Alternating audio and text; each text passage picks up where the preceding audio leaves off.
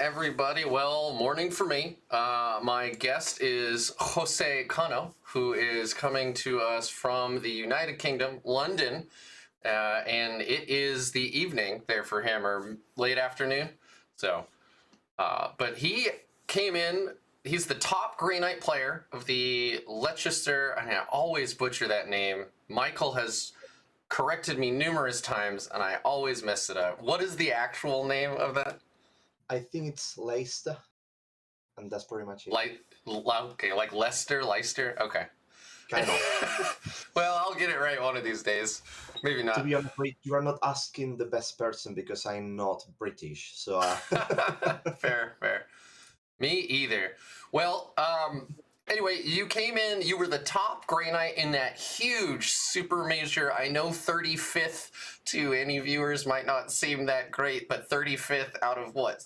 600 players puts you in the top 8%, top 6% of all players there. You definitely rocked it with your Grey Knight, so you definitely are somebody whose brain I want to examine and get as much knowledge out of you as I possibly can. So we'll just get right into that. You have been playing for a while, right?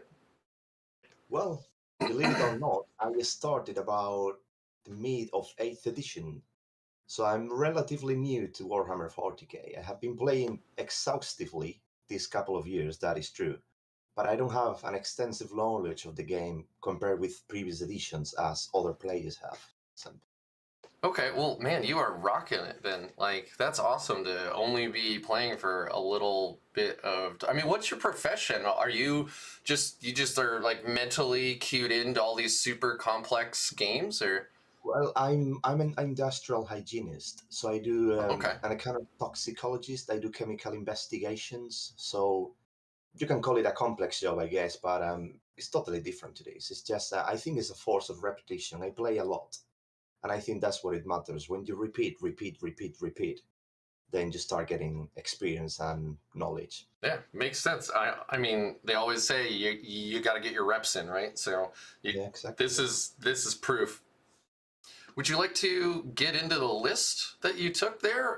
For anybody listening, we're going to get into his list from Leicester, and then we're going to talk about his matchups really, really quickly, and then we'll get into his new list, how he thinks Grey Knights will play into the new meta, and then we'll even go over some of the 2022 missions and how his list will interact with all of that. So we're going to get into the Leicester stuff now.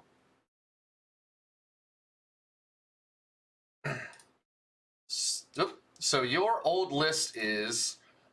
Well, actually, do you want to do the rundown for me? Yeah, that's not a problem.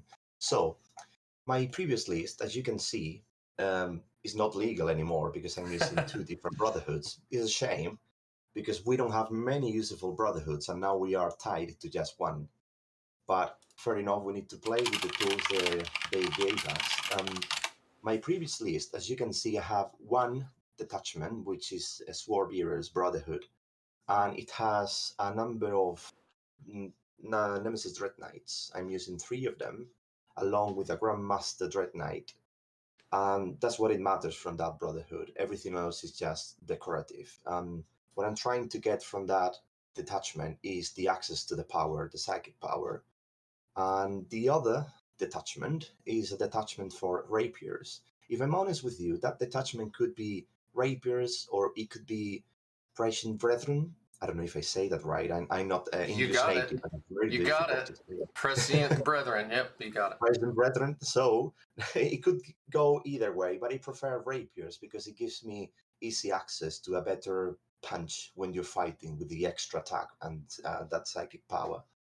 But yeah, my list in a nutshell, it has the almighty Grandmaster Nemesis Dread Knight, which is the best tool we got in the Codex, with the full kit. Seriously. The Sigil of Exigence, which is the teleporting relic when you get shot. The Servant of the Throne, which is the 3-up invulnerable save once per turn. Well, once per battle, sorry, but it lasts for a whole turn. And then I gave him also the Empiric Amplification, which is the psychic power that gives you an extra additional damage, which is really easy. That's the good. the good spot you want to reach with him. And I gave him the full kit, the sword and the 2 weapons. Also, I'm playing what I like to call the Librarian Bomber. That's the Librarian with the Vortex of Doom, Purifying Flame, the um, Psychic Epithet. I love him. Is in my opinion, is a part of the Grandmaster. Is the best unit we can use in the Codex at the moment, or the best character. You.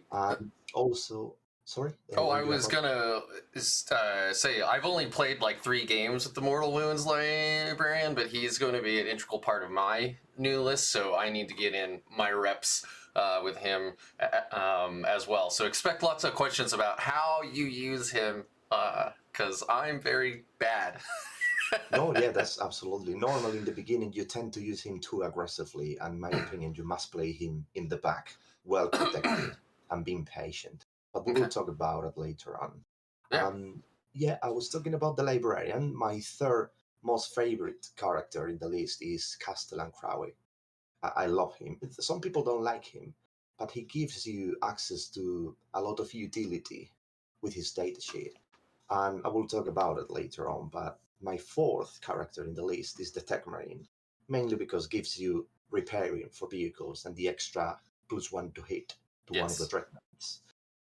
And a part of that, I was using Servitors.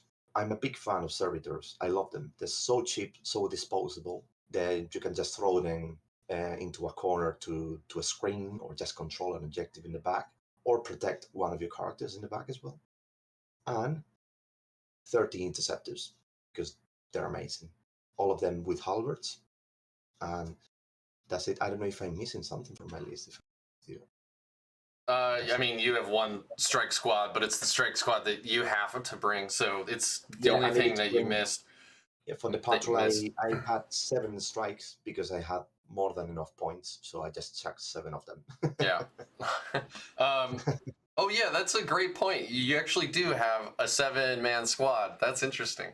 So what is really cool about your list, and if you have been reading Goonhammer, or any of the viewers have, when it comes to Grey Knight lists, even when we were doing very well in the meta, they weren't exactly very mixed. They were pretty much the same. 5 Dread Knights, 25 Interceptors, whatever HQs you want with at least 1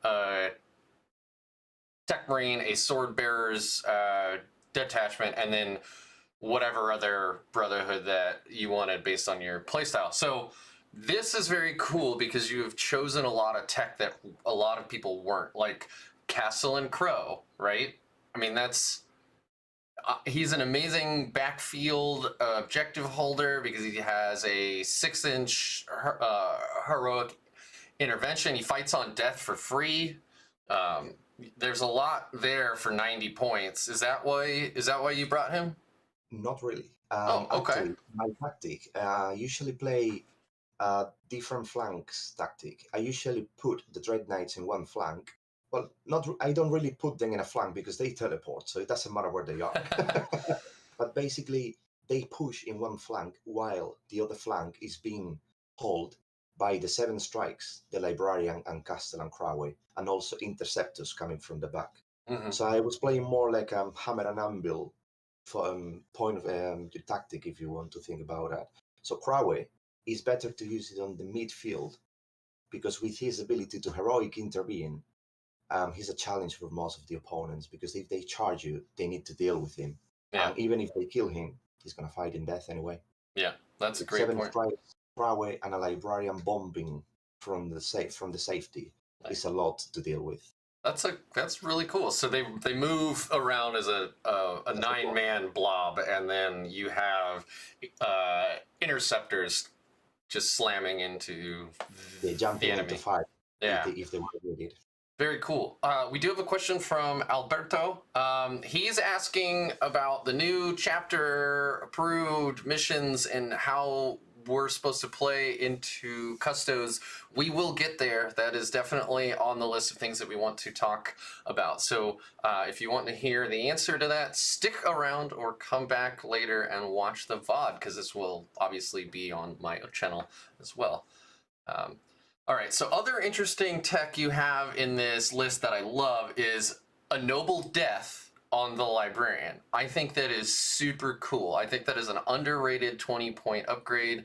I try to cram it into my list all the time as like an oh shit button, where, you know, a Crusher's Stampede, something is on an objective, you know, it's got 18 wounds, it's OPSEC now, so but you can climb on there with your 9-man blob, pop noble, and now you also have 18, which at least will deny them points in their next turn.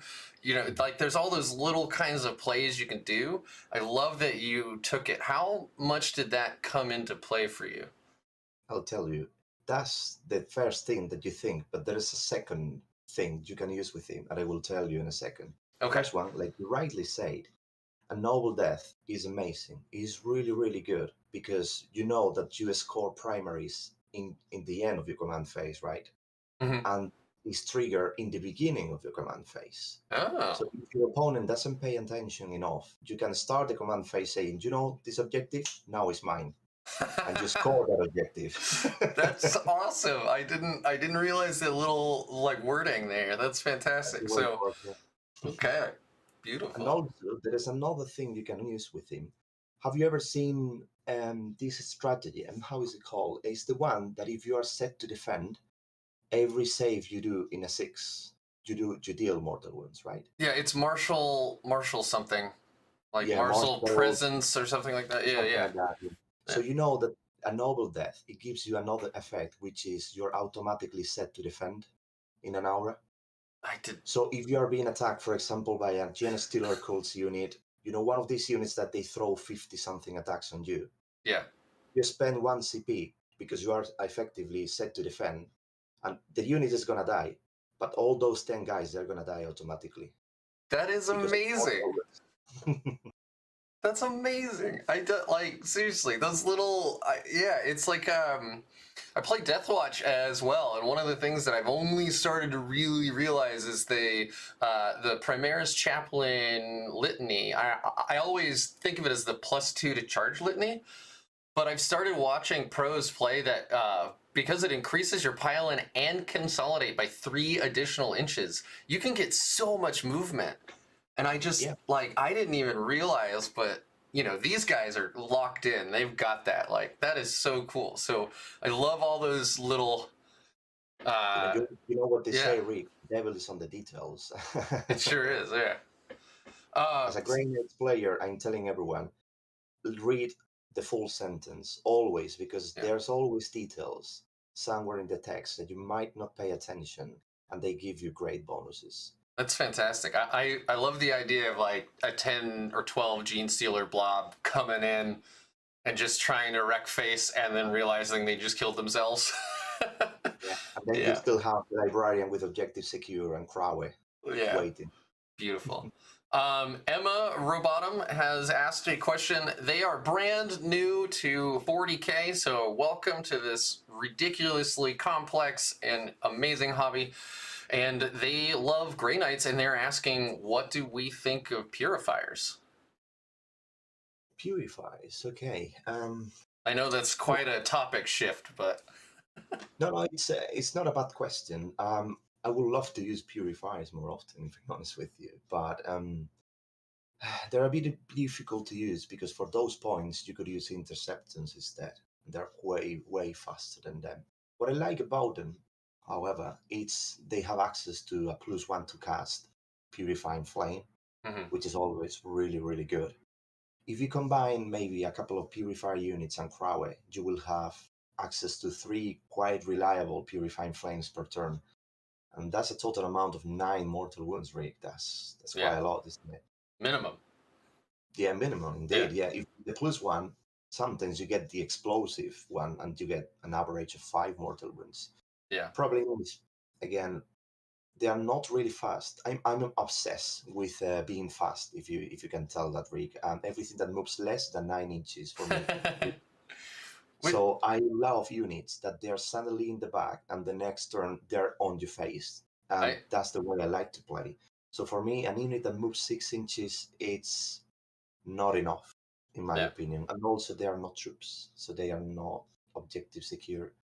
So I don't know. There are better options, but they're not that bad unit. And also, they have access to a stratagem that reduces the damage by 1, which could be useful in certain situations.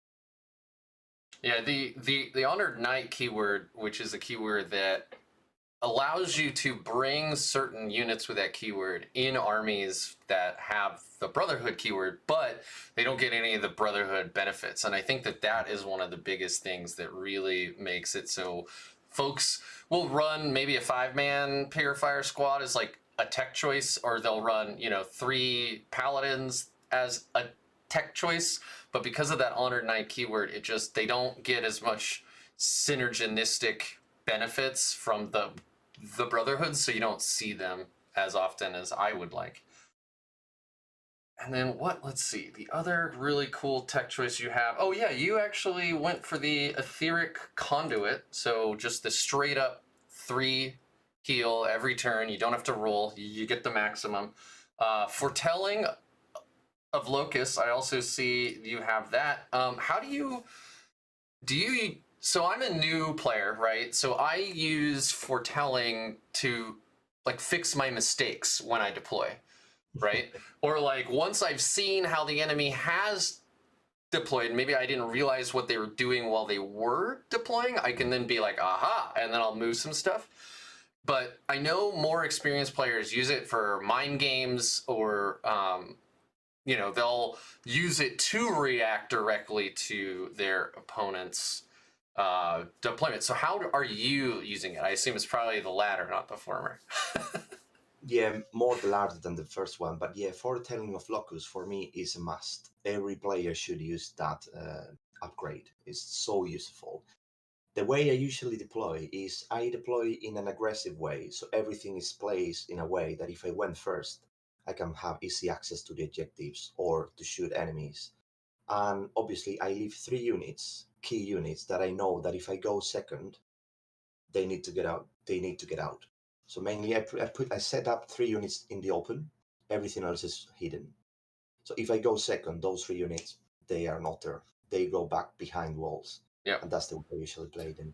There is another really nice use to that ability.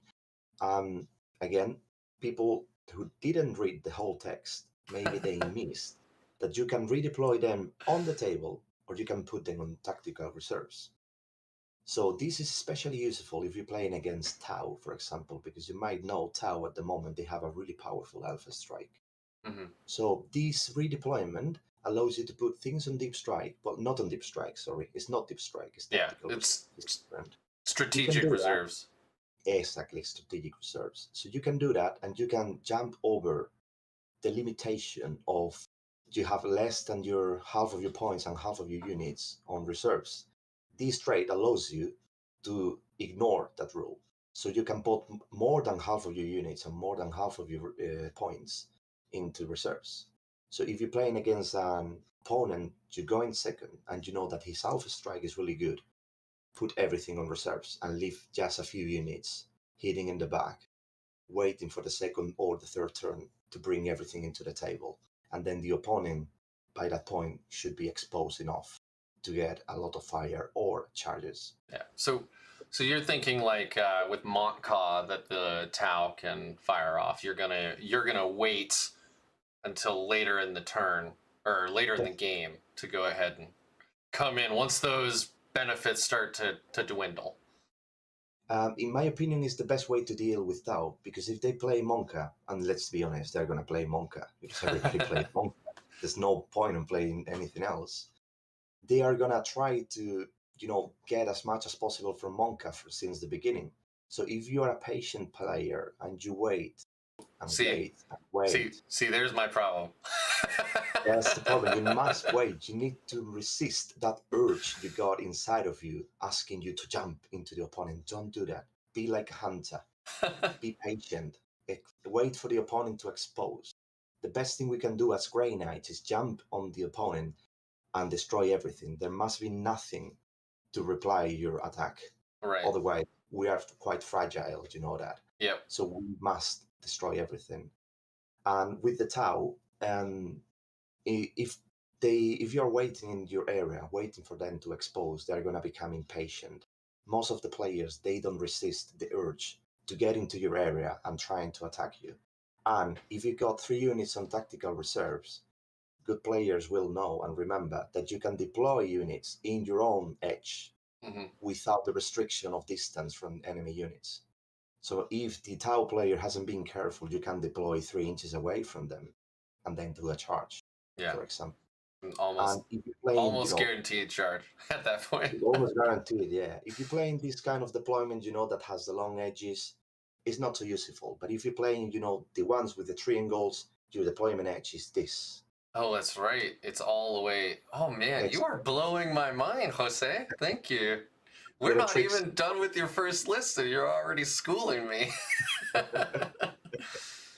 But this is important. You cannot do that close deployment outside of your area. Must be within your area. But if you're playing a triangle, you have half the table to do that. Yeah, that's fantastic. So cool. There's not a whole lot more tech that you have in here. I see that you took first into the fray on your Grandmaster Nemesis Dread Knight. I've only played with it once. I didn't think it was super good for me, but I only played with it once, and that's not exactly a great sample size either. You have it in here, so which means you've got reps and reps and reps with this. Do you think this is like a must take for a Grandmaster?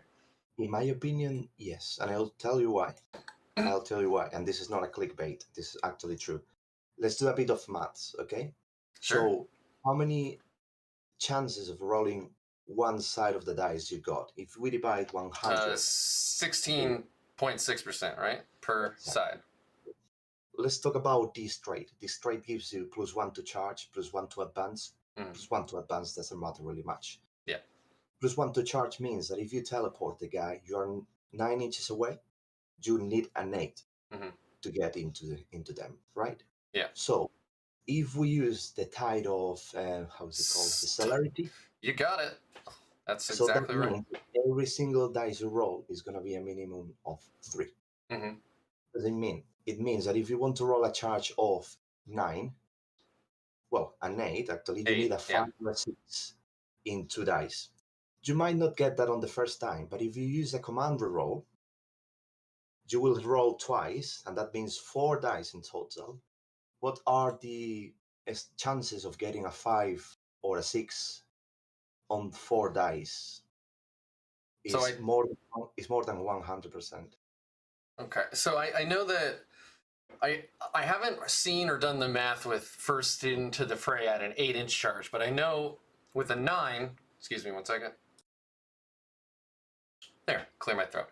I know with a 9 out of Deep Strike in celerity with the command point reroll, you're looking at like an 88% chance. So if you move that from that target from a 9 to an 8, yeah, you're going up by, well, I mean 16%. So you're close to 100. You could always fail, but it's very close. So that is cool. That just moving that one number.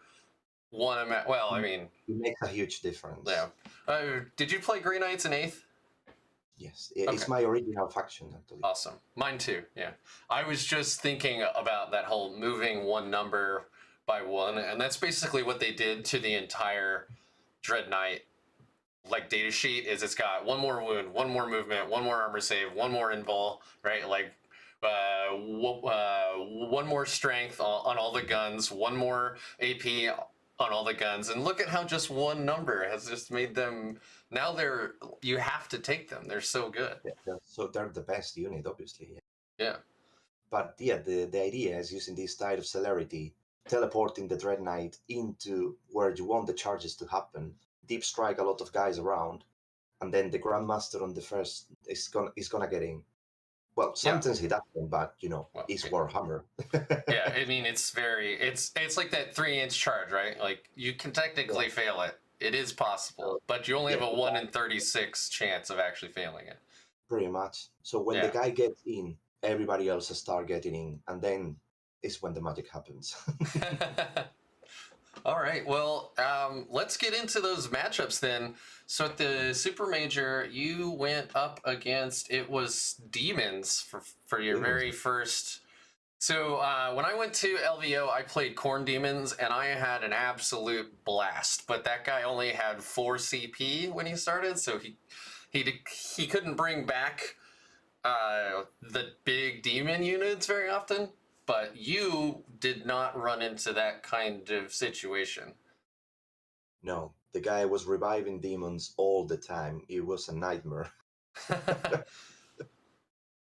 Well, if so I mean, is there anything that stands out for that from you, or Well, actually, the secondary mission that I took, it was the one from the Codex that it was about killing demons, Mhm. and it worked really well because every time I kill one of these Keeper of Secrets, and the guy was bringing the model back, he was actually giving me points. Yeah, So that's the true. more he was reviving units, the more points I was getting. Okay, so I mean, you won this one. I mean, on paper, it looks like you won it handily, 91-62. That's not what I would call a close game. Did you see that it started to like he started to run out of steam, and then you just like Yeah, it was steamrolled him? it was quite it was difficult, if I'm honest with you. It wasn't an easy one because I Mm. needed to be really careful. 'Cause every single time the guy was, bringing the demons back, and those. Have you ever thought about the keepers of secrets? No, just Lords of Well, Skulls and Greater whatever Breast they touch, Scorpions. it evaporates. That's pretty much what they do. Yeah. They whatever they touch, they kill it. And it was really tough. I needed to be really careful. I needed to scream as much as I could because the guy deep strike the units he revived into the table. Yeah. So I needed to create a safe area and destroy whatever it was getting into there. And by the time the guy ran out of strategy and command points, then the table was mine, and that's when I got all the points. Whew. Man, that's got to be like nail biting there. The good news is the stratagem that lets them bring back demons doesn't let them bring back name demons. So at least they can't bring back Be'lakor. No, Belacor actually was my first target. I Yeah. was gonna say, let me guess, you did like empiric amplification and the sword bearer power, and then you just went to town to try to kill Be'lakor as Even that hard as you wasn't could. that wasn't enough. The guy got in combat and he managed to kill 2 Dread Knights by himself. Yeah, Be'lakor is no joke. No. So, 2 Keepers of Secrets, Lord of Change, Changecaster, Be'lakor, and a whole bunch of like demonettes, horrors, nurglings, and furies. So, I mean, he was really winning on those big demons, huh? Yes, and Okay. good thing because we have the bonus to denials. Yes. I actually denied most of his powers, and that was really useful. Yeah, I believe it. Well, your round 2 was against Quins, who have obviously just received a new codex as well. And you won this one as well, 99-53. Oh yeah. Well, what was he playing, by the way? The faction? I don't actually remember. He was playing. Well, he was actually Ynnari, I guess, but he mainly brought. Oh, which detachment? Trying to. I don't know Quins that well, so I'm going to be playing them actually later on stream on TETS here in a few hours, but we'll see. Nope, that's a relic. I don't know. I don't actually see it. It says Eldari, Harlequins, mask form is Ynnari. And now I remember. Sorry, the tournament was like 3 months ago. Yeah, Now I know. remember. It's The guy was it's playing- been hard. It's been hard to lock down our schedules. So Yeah. The guy was playing a lot of Harlequins, a lot of these Melta pistols, yeah. and all of them were raiding a transport. So the guy had a lot of really, really fast movement units with a lot of punch inside. And if you managed to kill the transports, the units inside were objective secure. Mm-hmm. And they were not a joke in melee. They hit really hard. So it wasn't a difficult one because the guy he admitted defeat since the beginning. He started saying, "I'm gonna lose." I don't know why. He said he was about to lose. Huh. You know? And he made a massive mistake. I told him in the beginning 3 times, "If you shoot me, I will teleport with the Grandmaster." I told him 3 times. In the second turn, I teleported on his backline. He surrounded my Grandmaster with all his units. And before charging, he decided to shoot me a small pistol. Like, "I'm going to shoot this pistol." I said, "Are you sure?" "Yeah." "Into my Grandmaster?" "Yes." "Okay, goodbye." And that was the end, the end of the game Oh for him man. because everything was exposed. Yeah. That's a. Yeah. It's whew. I told him many times, I cannot, I cannot really help him winning the game. Yeah. I mean, it sounds like you were being a very polite opponent. Uh, So yeah, because I'm all about being a gentleman when playing. It's what it matters. that's good to hear. Because I don't want to play with jerks. So yeah, and I don't want to play Gotcha Hammer No, either. I hate So that. I yeah. hate that. So okay, it was a pretty fast game then. It sounds like he was kind of demoralized from the get go. I don't know. That seems Yeah, very to be honest, the strange. guy was drinking energy drinks, and it was quite early in the morning, so I think he didn't have a good night. Oh, okay. Or maybe he had a really good night. Probably. Yeah.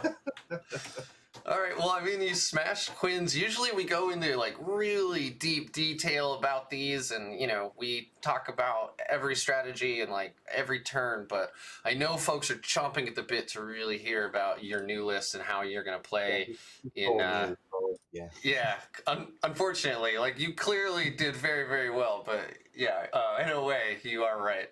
So your next one is into THICC City. I hate Drukhari. I have never beaten them, not with my Grey Knights and not with my Death Watch. I have never beaten them. So especially THICC City just feels like you are. It's not even an uphill battle. You are climbing a cliff face. Yeah, this was horrible, Reagan. Problem is, I went first, and as a Grey Knights player, I don't want to go first. I Yeah. like to go second because it forces the opponent to expose, and then is when I hit, and I hit really hard. But I went first. The guy deployed really good, and everything was hitting. I couldn't see a thing.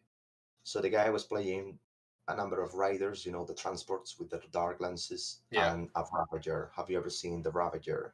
Yeah, it's the Raider, but with 3 Dark Lances. Yeah. Exactly.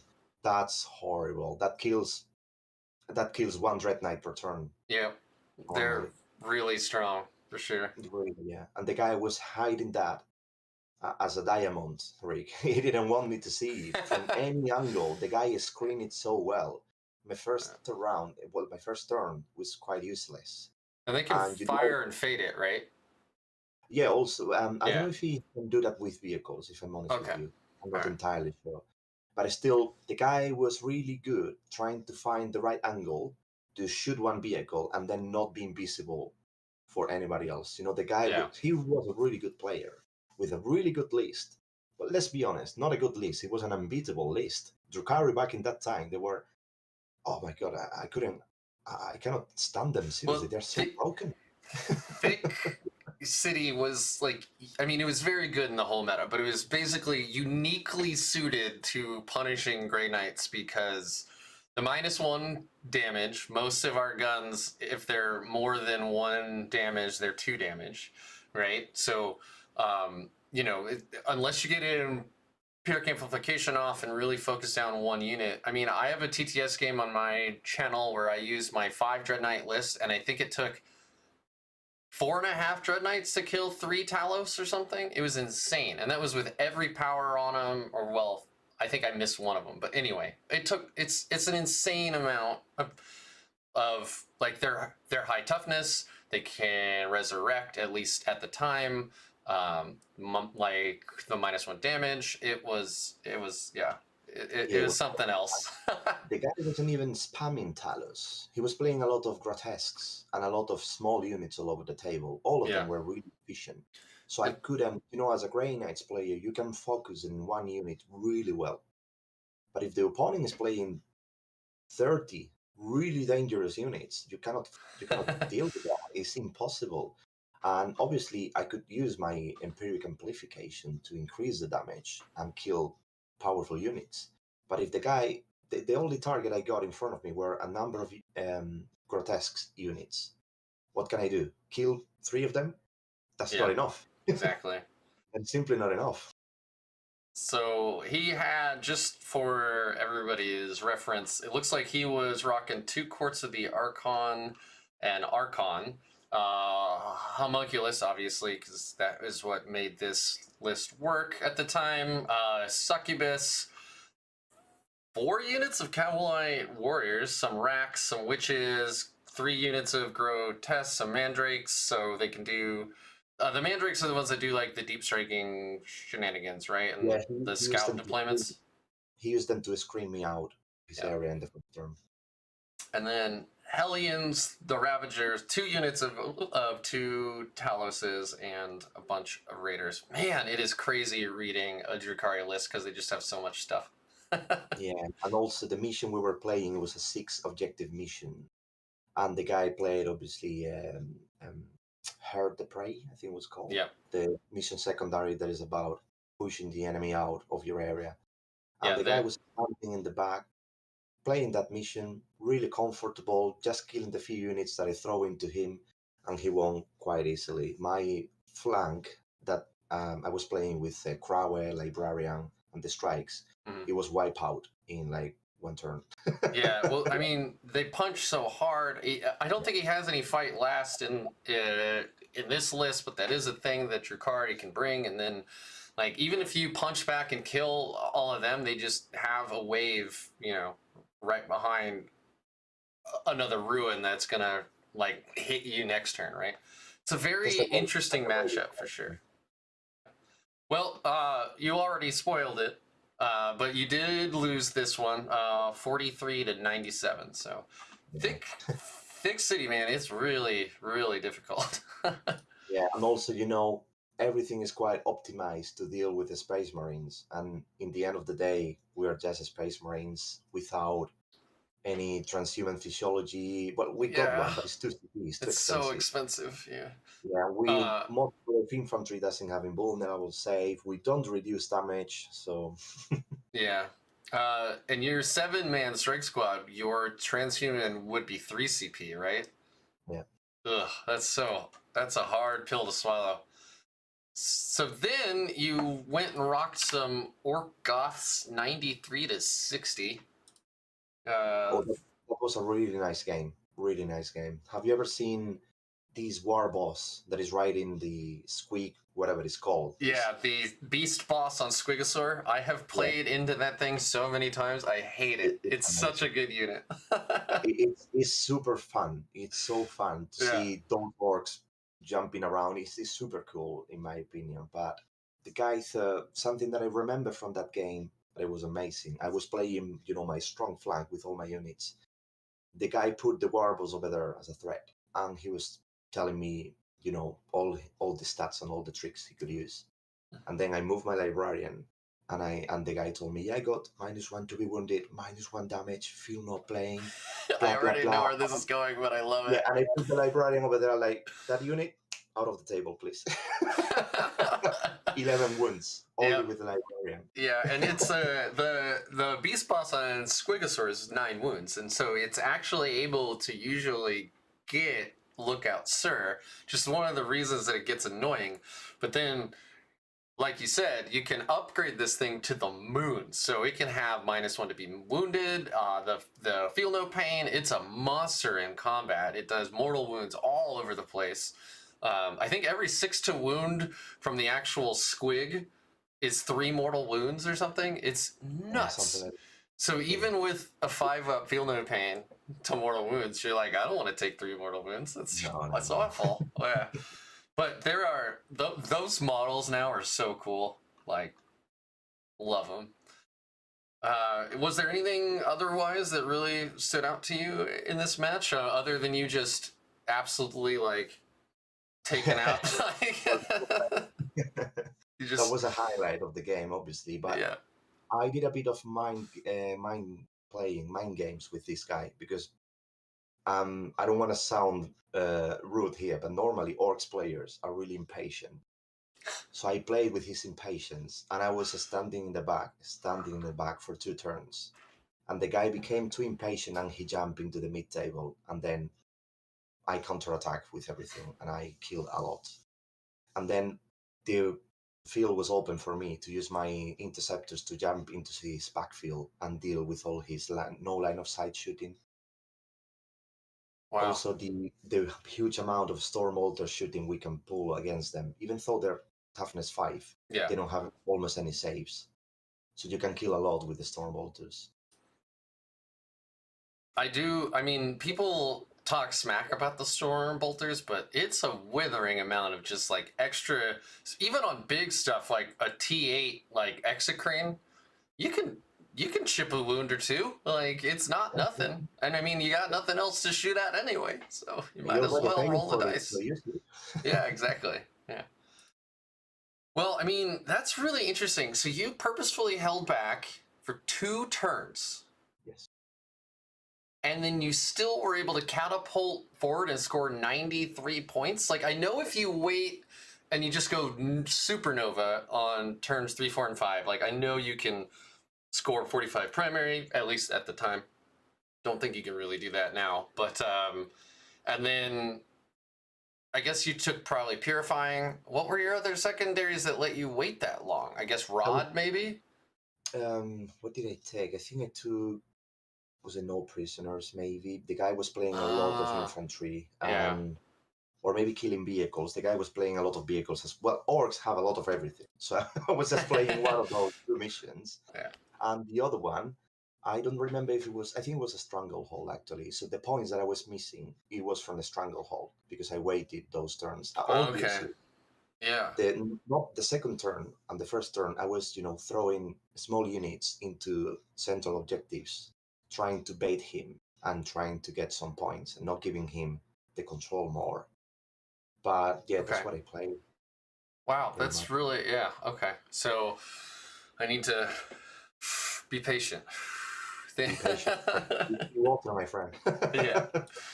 All right. Well, very cool. Let's go to your last matchup then, which was against White Scars, and you also smacked this guy around pretty hard as well. It looks like you won 94 to 50. Yeah, well, you know how White Scars play. They want to get into combat. Yeah. And as a Grey Knights player, that's exactly what you want. So I basically what I did, again, I waited for not so much this time because the White Scars was more keen to get into combat. So he was playing a big blob of a lot of Blade Guard veterans, Yep. like from the Spectrums, Yep. and with an apothecary, giving them objective secure, feel no pain, reviving guys, a captain giving rerolls. Nothing of that matters if you have a shower of mortal wounds all over you before even shooting or charging. So the guy moved a big blob of those guys into the central objective. It was the direct assault mission, so he wanted to get into the center. And he was there. When he was there, then I attacked with everything. I used a lot of smites, librarian, purifying flames, dread knight shot with everything.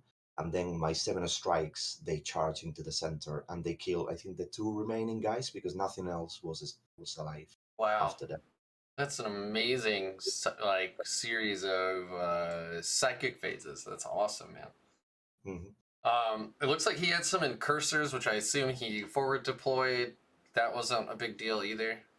No, not really. To be honest, that actually helped me because the guy, it was the direct assault, and direct assault is this mission that you got the circle in the center, and you can deploy in the quarters. So the guy deployed those incursors close by the no man's land quarters, so that helped me to get closer to them easily. It was, you said it was which one again? I think it was called direct assault. Priority. Or maybe that's how it was called 2 years ago. Yeah, maybe. I don't. Oh, I think it there's. Yeah, okay. I think that's the name of the secondary. That's right. So it's sweep and clear, is it? All right. Let me actually switch to the web browser so everybody can follow along. So this is what the deployment for this map actually looks like, and then direct assault is Nation secondary. yeah. So this is 1, 2, or more. Okay. So this mission obviously rewards a lot to whoever gets the center first, because it gives you 3 points just for control the center. So whoever gets into the center first and it has a lot of objectives secure, is quite difficult to steal that objective from him. So the guy was going to play this, and he went into the center with everything, a lot of objectives secure. That was my opportunity to jump on him with everything I got, and I kill everything. So, okay. So again, it sounds like you took advantage of the fact that he was going to be super aggressive. He went up there, and then instead of being able to use his strengths, was advance and charge, and then waiting till turn 3 because their super doctrine in assault, every melee weapon does like 1 more damage. So like lightning claws go to 2 damage. They're really gnarly on turn 3, and 3, 4, and 5. So,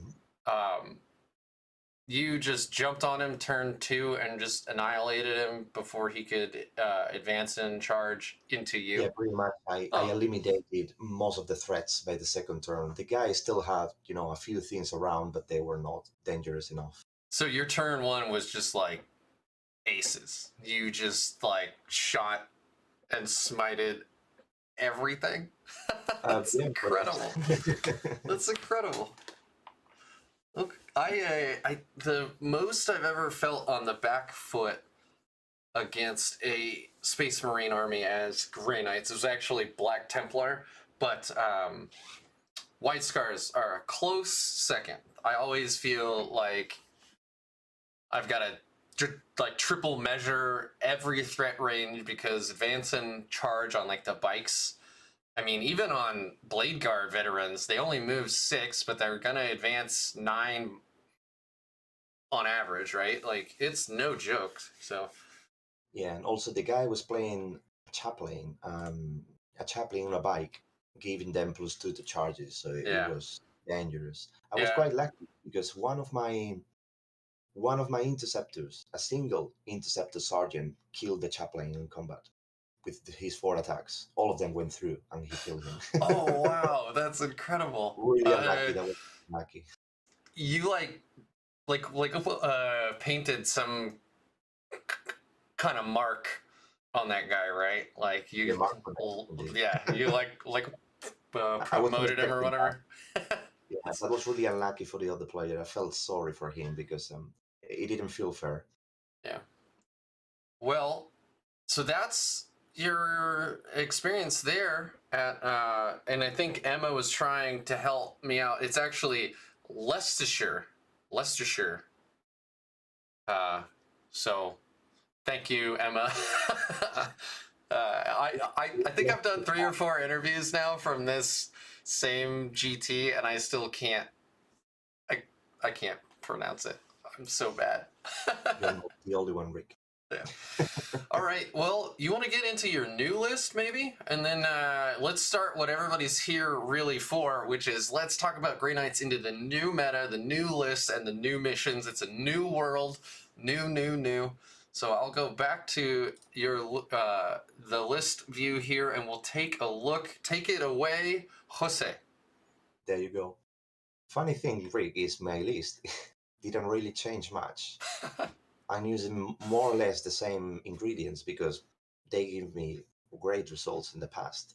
But what I'm doing now is, instead of relying on interceptors so much, I'm having a couple of strike units. Not 7-man units anymore, because that was because I had spare points, but I don't have spare points anymore. So now I'm playing 1 Brotherhood, which is Sword Bearers, obviously because the psychic power that gives you +1 to wound in shooting for Dread Knights is one of the best ones you can have.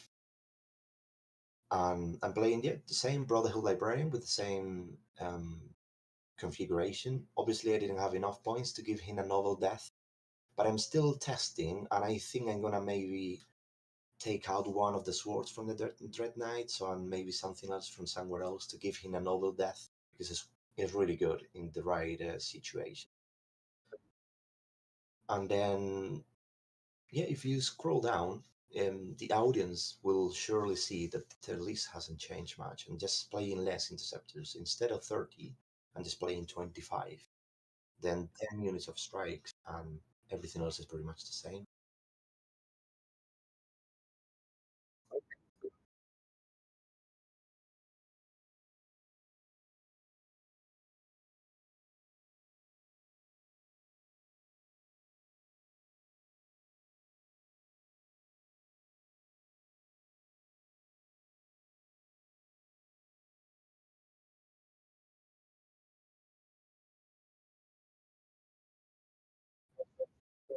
I'll tell you exactly the reason why. First of all, if I'm going first and I want to do a powerful alpha strike, I always deploy my Grandmaster close by the Tech Marine in the very back of the battlefield. So usually what I do in the first turn is the normal Dread Knight teleports with the stratagem, the UCP, and the Grandmaster is teleported with the Gate of Infinity. Or the opposite, it doesn't really matter. So the Gate of Infinity, it's for the Alpha Strike, and also because the Custodes, are the enemy, the Yeah. most powerful army at the moment. Emperor's Chosen is Emperor's Chosen, like hitting a brick wall with your face. I cannot deal with them, but good thing about the Custodes is they cannot spread, they cannot screen. So the best thing you can play against them is behind enemy lines. They cannot screen you out of their deployment zone. And this Tech Marine is really useful for A, teleporting your Alpha Strike unit, and B, teleporting himself or somewhere else into behind enemy lines, but late in the game. Okay, I see. I was So gonna. normally, yeah. Oh, I was thinking of him. So first of all, I should probably mention thank you, Emma, for pointing out that I accidentally had my mic muted when I asked you that question. I asked him why he had Gate of Infinity on his Tech Marine, because I usually play slightly different. He just answered it. It was an amazing answer. But when I first saw this in his new list, I was like, oh, wait, I would use that is because the Dread Knights are so much faster than the actual Tech Marine, right? Even if you advance him every turn, he's only averaging 8 to 9. The Dread Knights can move 9, and then they can also shunt or gate or whatever. So I figured you were actually gating himself to keep hanging out with the Dread Knights, right? No, so no, that they can still run around as a... I don't walk with the Dread Knights. I teleport them. I usually say walking is for poor people. We are Grey Knights. We don't walk. We teleport. Okay. Which is why you're gonna hate my list. All right, I love it. Okay. So normally my Red Knights are either teleporting or deep striking, but I don't normally move them around the table. They normally, set positions to defend, and they shoot everything out of the table from that position. Yeah, I mean that's what Dread Knights do, right? They shoot. So They are more valuable shooting than in combat. yeah, which by the way is an excellent segue. Thank you very much. I see that you have the great sword on all but one of them. You have one Dread Knight that is like bare bones. He has no teleporter. He has no melee weapon. He's just there as a shooting platform. I've been looking at doing this a lot more with my Dread Knights as well, just because you can save a little bit of points. You can grab those cool tech pieces like a Noble Death, and I find that if like my normal Dread Knights, like if they're in combat, it's probably because it's either late in the game or the enemy has engaged me, which is not where I want to be anyway. And the Dread Fists aren't terrible. Like they're not great, but they're not terrible. They're strength 12. They're quite good, and they're not as bad as they look, in my opinion. It's just that they're not nemesis weapons, so you don't get Tide of Convergence, mortal wounds, and they're 2 damage, so into anything that's, -1 damage, which is less prevalent now, I think, with, I think Tau has pretty much killed Crusher, right? Like you're not going to see Crusher, and then THICC City, they're nerf. So if anybody runs THICC, the fists are strength 12, so they'll ignore the -1 damage anyway. So, um, I I I think they're better now in the new meta than they were in the 2021 meta. I think that's the way that I should have probably phrased My that. opinion, from my experience, normally I never get all the Dread Knights in combat during the game. There are Yeah. always a couple of them that I don't get in combat. Yeah, that's my experience too. Granted, I run 4. I used to run 5. And my new list, if anybody sticks around, only has 2 in it. Interesting. Yeah, yeah. So, what are your other cool little tech choices in here? You still have Crow in there, so I am assuming you're still running him like you were before with the Librarian and the Strike Marines, kind of like pushing up as a big blob. Exactly. Yeah. I used, to be honest, I gave him warp shaping because I only use warp shaping once. I Yeah. normally start with the Tide of Shadows, like everybody else, and then I change into the Tide of Celerity, and that's it. I don't even use Tide of Convergence anymore. Oh, huh. That's interesting. In my opinion, getting mortal wounds on a 6 is good, but not missing charges is really good. is really good. That's fair. You can't do mortal wounds in combat if you're not in combat. That is true. But it's because you see my list, my play style is really being fast and hit hard. Mm-hmm. So I need to get the charges. Yeah. I see that you took Unyielding Anvil on one or your only Grandmaster Dread Knight now as well. So yeah, I'll actually why I have taken Unyielding Alvin on him. That is because the new chapter approved missions, they require you to have units with objective secure to do actions in certain situations. So that's one of the reasons why I have taken that aura. And also because having a big guy is scary with objective secure, it's amazing. Let's be honest.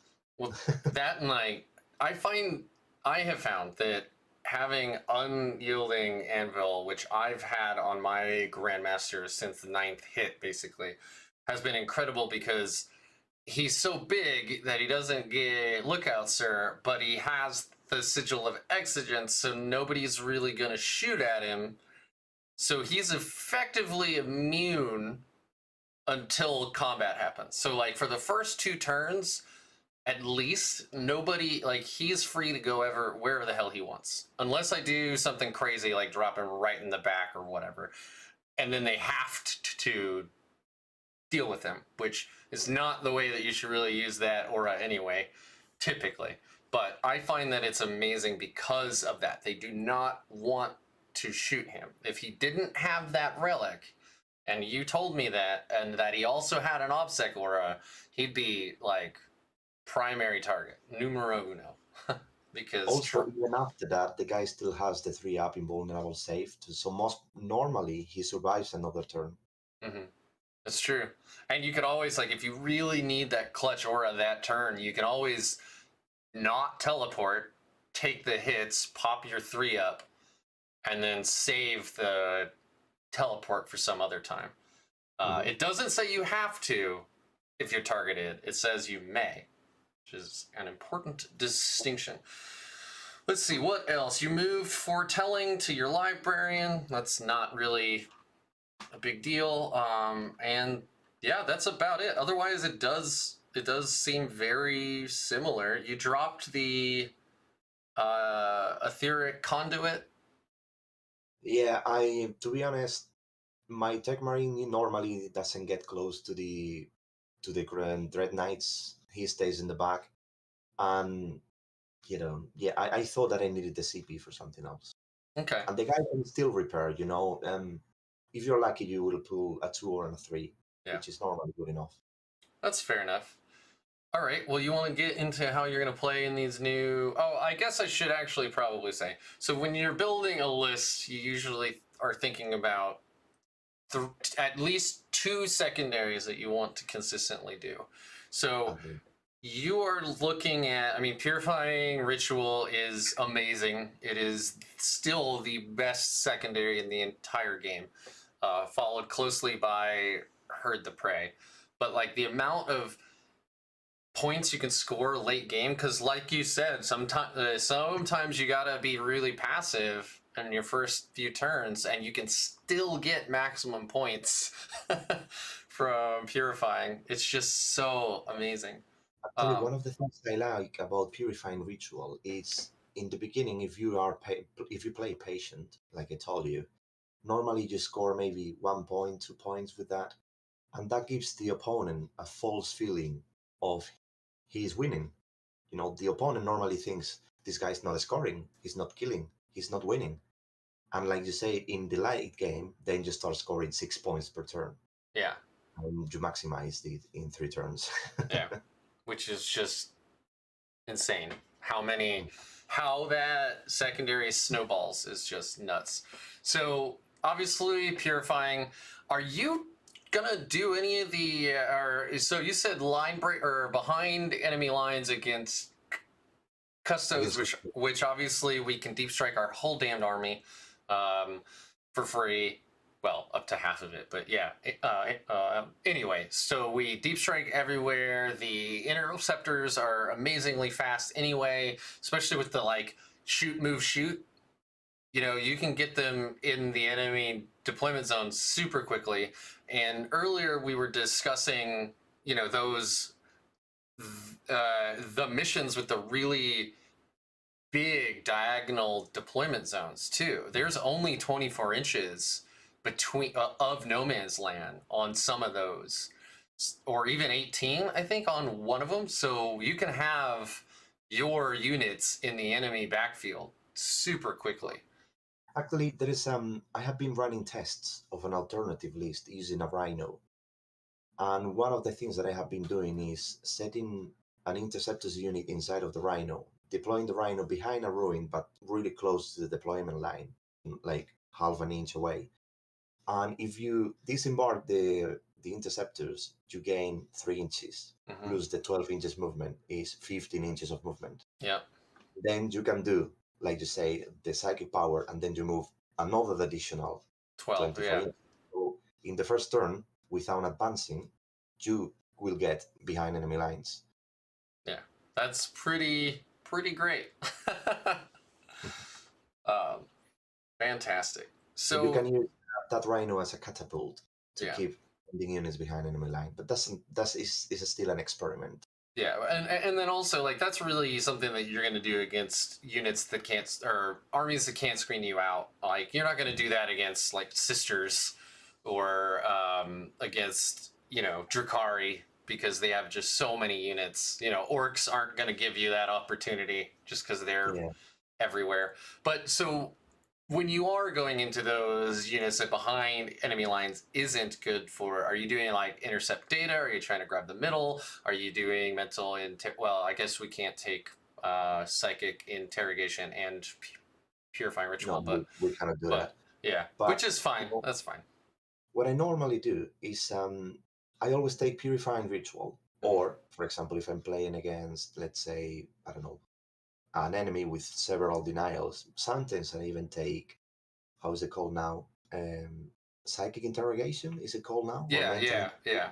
It's So normally, because now it's 24 inches without line of sight, so you can do it with the Turk Marine in the back. The guy stands there and he keeps interrogating somebody every single turn. And it's is it 4 points a turn or is it 3? 3 points. Three. So okay. you need to do it every single turn. Yeah. The only reason I don't personally like psychic interrogation, even into armies with, you know, let's say 3-4 denies, I don't think I'd use it into Thousand Suns or the Grey Knight Mirror, but is that it lets the opponent know that you're going to do that every turn, and they always save a deny for it, because I mean, I'll spend a CP and deny on 3d6 to stop you from scoring 3 points. That's amazing. Like, of course you do. If you do that and the opponent is saving his super denial only for that, it gives you a free way to the rest of your powers, and that usually it pays off. Yeah. Because you have, free way to do whatever you need. But it's is an alternative. That was the same answer that David Azawa gave me when I asked him if he was taking Purifying Ritual against Psyker heavy armies like Thousand Suns, and he said absolutely. And the reason is, if they want to waste a deny on stopping you from scoring 1 point, then that's a deny that they don't have to stop like one of your powers, and especially if you cast it first. So let's say you have a bubble on one edge of the board of your units, and they've only got 1 or 2 in deny range of that bubble, then you can bait out a deny by doing Purifying Ritual first. And if they run out of denies, then now you can actually cast Gate or Empiric Amplification or one of those really strong powers that we need. I absolutely agree with you, and also you know that the psychic phase is a lottery, so maybe you can a stupid Purifying Ritual and you roll an 11 and your opponent rolls a 3. That's a denial they have wasted. So yeah, when it happens, happy days. I love that description of the psychic phase too. It's just a lottery. It's a lottery. Yeah. It is what it is. Yeah. Well, let's, okay, so you're taking Purifying, and then if that one isn't good, you're taking Psychic Interrogation, and then you're looking at what, Stranglehold for most missions, probably? Yeah, normally, God, Stranglehold's good. Depending on what opponent we're playing, and if the mission has 5 objectives or 6 objectives. Mm-hmm. If the mission has 5 objectives, I normally take a Stranglehold. Okay. Because you can easily control 3 objectives per turn. Normally, it's quite easy. But if it's a 6 objectives mission, I normally take either behind enemy lines or engage in all fronts. Okay. So normally, it's always the psychic mission and the board control mission. They're normally decided before you start the game. Yeah. Do you think, so you still think engage is very good? Which one, sorry? Engage on all fronts, you still think it's very good? I know when 9th hit, it was like everybody took it, and I think the mentality was, Jason Snagowski said on my show once, like, he always takes engage because it gives you bonus points for playing the mission anyway, which is getting on objectives. Pretty much, yeah. So it's like, if you can score 2 or 3 extra points for playing the game that you need to play anyway, good for you. But counterpoint though, it sounds like you're a big fan of patient, defensive play for the first few turns. So are you just assuming you're not going to score a lot for engage if you take it? Like, you're aiming for a 9 to 11? Normally, yeah. If I can score around 10, normally is good enough for me. If that gives me the game, obviously.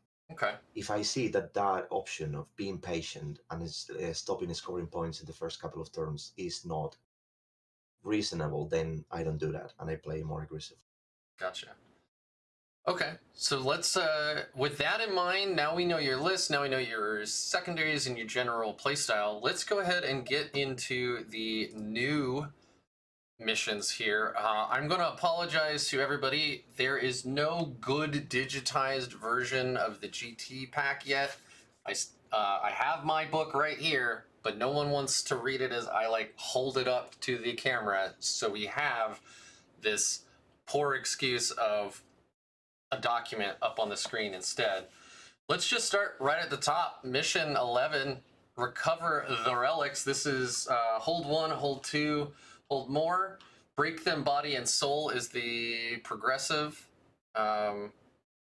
which is you get extra points if you kill an enemy, or you score 1 extra victory point per round that for every enemy unit you kill, up to 3 total per turn.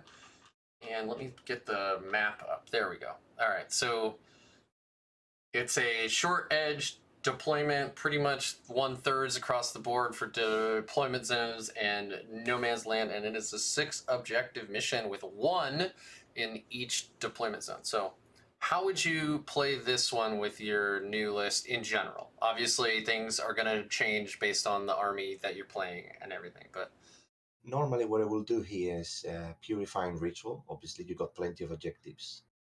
and then behind enemy lines, and this mission secondary that is called Deploy Teleport Homers. Oh, okay. Deploy Teleport Homers gives you 2 points if you complete an action within the opponent's area. The opponent's area is basically his half of the table. Right. But if you do it within his deployment zone, it's 4 points. Normally, what I will do is I will put the strikes, the strike, and then I will teleport them behind enemy lines in second turn and third turn, doing teleport homers, and that gives you 8 points for behind enemy lines. Sorry, 4 points for behind enemy lines and 4 points for teleport homers in one single turn. So you're... So if you do that, it's 8 points each. Wow. So you can max that out pretty quick. Really quick, yeah. Also, if you pay attention to the mission itself, you see that the opponent has only one objective in the very center of his area. Right. So he's not going to be interested on screening the edges. So that's where the magic is going to happen for you. Okay. Yeah. So you just pop down in like his back corner and can you deploy with... It's one infantry or biker. So you could even spend a CP, put like your servitors up in deep strike if you wanted, and bring them down as well. They could do it too. For example, yeah. Yeah, it is one infantry or biker. So, and it doesn't have... Oh, I see. It, if it needs... Okay. If it's a troop, it actually completes at the end of the turn. If it's not a troop, it completes at the start of your next command phase, which if you drop servitors in the backfield of your enemies, they will kill them. So it's not a bad idea sometimes because, depending on how the terrain is, sometimes you will find terrain pieces that they give you good cover, and you can, drop 4 servitors over there, and the opponent is not gonna bother to kill them. And if he goes and kills them, better for you. That's it means that he's not going where the action is happening. Yeah, those bases are tiny, and you only have 4 of them. So finding spots is actually Really pretty simple. Yeah. Okay, so I'm gonna ask you about the boogeymen on basically every mission. So how would you play this into Tau, and how would you play this into Custodes? Into Custodes is exactly what we talk about. They cannot screen you out. It's outside of their area. So teleport homers behind enemy lines, and purifying ritual. Not bothering about engaging all fronts or even a stranglehold, obviously. So what I will play is basically putting as much as possible on deep strike, and then deploying everything into his area. And if the guy decides to screen his area, the better for you. The battlefield is a free way for you to play. Most players are not going to do that. They're going to go to the center. In Tau? With Tau, it's a little bit more difficult because Tau in this deployment are a challenge. But what I will do is, like I told you before, putting half of my army in deep strike. And if the guy goes first, putting everything else on reserves and waiting in my area for him to expose. And then about secondaries, I will play Purifying Ritual for sure. Yeah. And then, depending how many units the guy has, if he has a lot of small units, he can move around. Instead of behind enemy lines, playing something like engaging all fronts, maybe. And teleport homers, again, depending. If I know that I'm not going to be able to deploy behind his area, I will drop teleport homers, and I will play something like maybe killing more or no prisoners. It depending if the guy has plenty of very small units, you can be careful and kill a few of them per turn, and making sure you're killing more than him. Yeah. Or so if he has plenty of crewts and drones, going for no prisoners. And no prisoners really does work out well with the mission primary, secondary, whatever we're calling it now. The mission secondary, that you get 1 point for every unit that you kill, up to 3 per turn. So That, I mean, if you're gonna have to be killing anyway, you might as well grab a Achilles secondary, right? So. To be honest, this is quite is a lazy secondary because I don't know, the designer didn't think much. He just said, yeah, points for killing, and that's it. I think so. I actually really like the 2022 mission pack for the most part. I like that they have those different secondaries that force you to play differently from mission to mission. So it isn't like Eighth where it was kill one, kill two, kill more, right? Which means that you just need to bring the killiest list you could possibly bring. You don't need to worry about a lot of like board control. You just have to kill. This like requires you to go out, grab land. One mission is killy, one mission is like the bomb stuff, No, which I love the bomb one. seems right. That's insane. That's so cool. That's so very different than like. So yes, you have to be killy, but you also have to be fast. But you also have to have board present. But you also have to be durable, right? And so it forces lists that I think are much more interesting than simply bring the killy shit that you have. I absolutely agree with you. Yeah. So I don't want to say that they're lazy. I think this. I mean, I think this is the laziest mission out of the pack. I mean, this is the lazy one. Yeah, the other ones are great, but this is quite lazy compared with the other ones. I got you now. Okay, so we are saying the same thing. Awesome. Okay, so we'll move on to tear down their icons. This is another hold one, hold two, hold more. I think it's 5. It is 5 with one right in the middle. These are those big well, these are the smaller triangular deployment zones, not the really big one that you find on the new version of Vital Intelligence. I can't remember the name of. And the secondary on this one is the bombs. So this is the whole bomb mini game that you have to play with your opponent. So you have to prime explosives on your turn, and then they can try to defuse them on their turn. And there are requirements for how close they have to be, or they can be to each other. And this is the kind of thing that I find fascinating, because now you have to play the game entirely differently. So how would your list play this mission? Well, normally what I do is I put the strikes in deep strike, and I wait then to come into the second turn 1 unit into the behind and to the enemy position, and the third turn is for the second unit. If the opponent is screening really well, I normally wait, and I deploy everything in one corner, hidden, and putting a bomb in one turn, and the next turns I move them for deeper into their positions and put in some more bombs. And I normally also I escort those 10 guys with a Dread Knight to just give them some protection. Yeah. Normally the opponent must decide to focus on either the side of the table where the action is happening, or going there and dealing with those guys. Either way is good for you, because if it goes where the action is happening, you're scoring points. If the opponent goes for those guys, then you have a flank empty, not empty, but a weak flank, which is easily to deal with. Which you can exploit, yeah. Okay. So normally what I like to do is I like to force my opponents to make decisions, because that's where the mistakes happen. Yeah.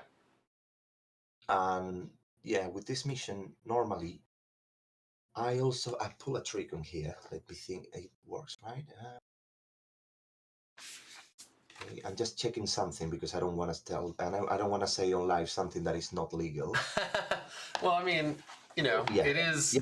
We are human, and we can always make a comment or whatever. You can do here. If you read the mission carefully, you will see that you can put the bombs on 2 different ways. If you use a unit that is not objective secure, the bomb will be planned the next turn, not the same turn. But if the unit has objective secure or a similar ability, you will put the bomb on the same turn. What does it mean? The aura from your Grandmaster will give everybody around the ability to plant the bomb on the same turn. Right. quite useful because you can do it with interceptors, for example. Yeah, which is awesome. Mm-hmm. Well, interceptors or even the Dread Knights, because the mission doesn't specify if it needs to be an infantry or a vehicle or a bike or whatever. So sometimes in one occasion, even the Dread Knight was by himself on the last turn, and then I teleported him deep into enemy lines, and I planted the bomb in the last turn. I love our movement shenanigans, and then as the game goes on, man, like as there are fewer and fewer units for them to screen out with, like our movement gets better and better and better and better. Like Yeah. we're very mobile on turn 1, but we are incredibly mobile on turn 5.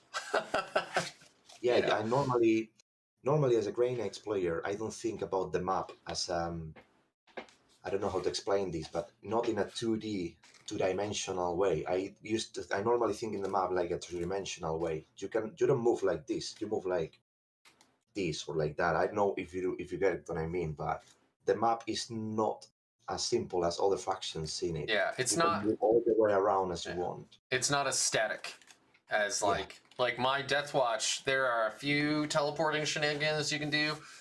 There are some fast units in that army if you want them to be, but like yeah, for the most part, I need to get to you in a conventional way, which is charging across the map at you, basically. But my Grey Knights with Shunt and Deep Strike and Gate, you know, you can have a lot of units coming in to Deep Strike effectively every single turn, which is super fun.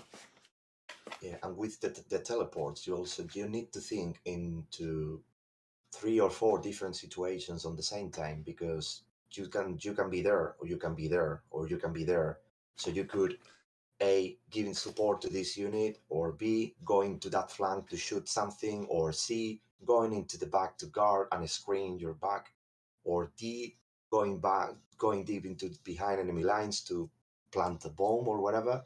So you are simultaneously having different kinds, like Doctor Strange. You have different realities, Yeah, all of them working at the same time in your that's mind. awesome. Yeah. And it's like in how many realities we have won? 4 of them. So that's the chemist math guy in you right there. He's like, how many realities have we won? It's exhausting to play Grey Knights because you need to consider like 4 different scenarios at the same time, while your opponent is just thinking, "I'm gonna move here and charge."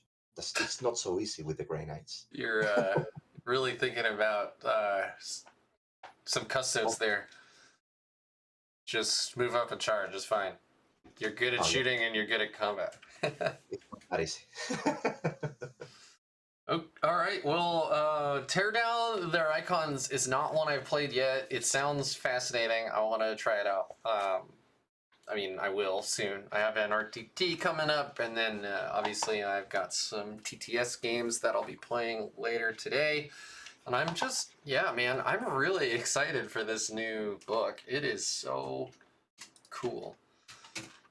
Oh, I guess I should ask before we move on. Your game plan into Tau and Custodes is pretty much the same regardless of the mission, right? Like, against Custodes, you're probably going to take behind enemy lines. You can drop down. You'll get your points for being there. Then you can plant bombs, like you said. And then against Tau, it's the same thing where you just have to play a little cagey at first. Like, deploy everything that you can into Deep Strike or reserves. And then come at them start 2 and 3. A big Deep Strike, yeah, that's the way it works. Normally, with Tau, you need to interact with your opponent, but against Custodes, I normally like to don't interact with them at all. Yeah, just play your missions. Play the missions around them, ignore them. I just like to kill the bikes for obvious reasons. But as soon as you kill the bike, ignore Custodes, like they are not there. You're playing alone. The battlefield is empty. There are no Grey Knights here. Go away. All right. These are not the Grey Knights you're looking for. Exactly. Yes. All right, Data Scry Salvage. I'm just going to pop up the map and read straight out of my book. So this is Hold 2, Hold 3, Hold More. This is the new version of Vital Intelligence. The mission secondary is data intercept. So you have to go into no man's land. You have to control the 4 in the middle, and then you do this action, and you score a number of victory points equal to the number of objectives you control in no man's land to a maximum of 3 per turn. So this secondary forces you to come out and play. So that really must mess with your playstyle. Or do you just don't get, you're not going to max out primary and you're okay with that? Not really, because it depends, obviously. Instead of waiting so much, maybe I go towards one flank, and I normally play like that flank as a fake flank. What I mean with fake flank is I move units towards that flank, attracting enemies' attention, and when he gets close there, I teleport everything into the opposite side of the table. I have done that a couple of times. I love it. So that's another way to delay interactions with the enemy until you are really ready to do that. And also, while you do that, you're still scoring points, especially if you do that naval death trick. I need to include naval death in my list again.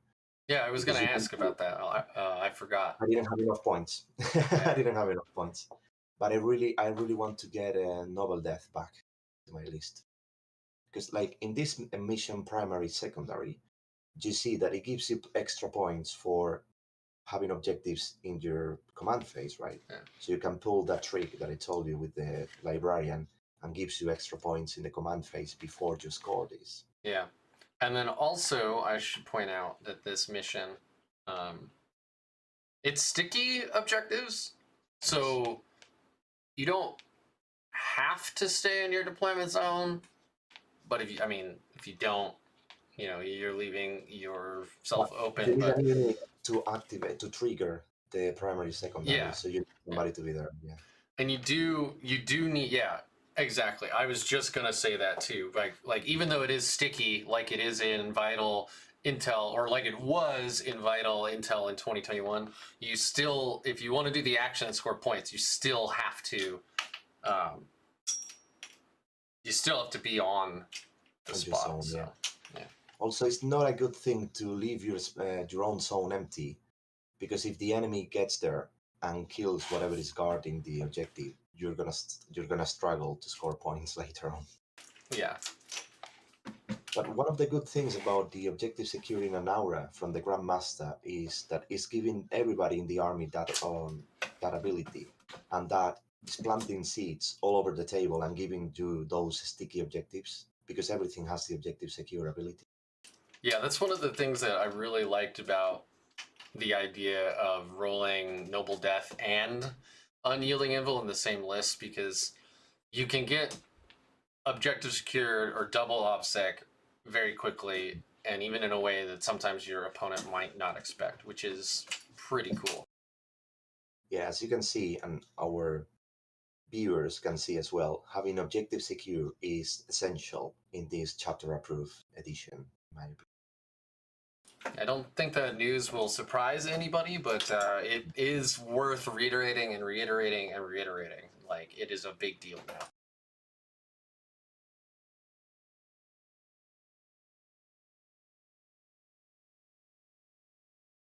All right, we'll move on to Abandoned Sanctuaries here. This is mission 21. So this is a 1, 2, or more, and then you need to, the special mission rule is you're not allowed to forward deploy anything. For us, this does not matter. We have nothing that can actually do that anyway, so we can ignore that, but it will mess up like orc commandos or incursors and infiltrators you maybe want to forward deploy. It will mess with those armies that play that game. But Rick, not us. in my opinion, Rick, if you don't mind telling you this, there is no money enough in the world to give you the same satisfaction than seeing your opponent like a Necrons or one of those factions that they can do pre-game movements. Same feeling as watching their faces in front of you, frustrated because they cannot pull their tricks, and you don't have any of those. Yeah. I guess are amazing. we do have access to one pre-game move, but it's Blades of Victory, and it's a Warlord trait, I think, and it's not seen that often, but theoretically we do. But we do not have any scout deployment, concealed position style. But yeah, I mean, you're right. Gene Stealers, Necrons. I mean, what's the Necron Dynasty custom is Relentless. Dynasty. Yeah, so Relentless Expansionists and there's some anyway, it's where the whole army gets a pregame move. No, they don't. All right, so this mission secondary is the player whose turn it is scores 2 victory points if they satisfy one of the following 2 things, which is they control the marker in the middle, or they have destroyed at least one enemy unit that is within 6 inches of the middle. And then if you do both, you don't get extra if you do both. It's just 1. But at the end of the battle, if you hold the middle, you score 5 extra points. So this is forcing you to come out and play again, and at least shoot people off of the middle objective, if not hold it yourself. Or just shooting things in the middle of on the table. So it could be either way. You can control it or just killing units. So what it really gives you a bonus, like you pointed out already, is staying in the objective in the end of the battle. Those extra 5 points can give you the game.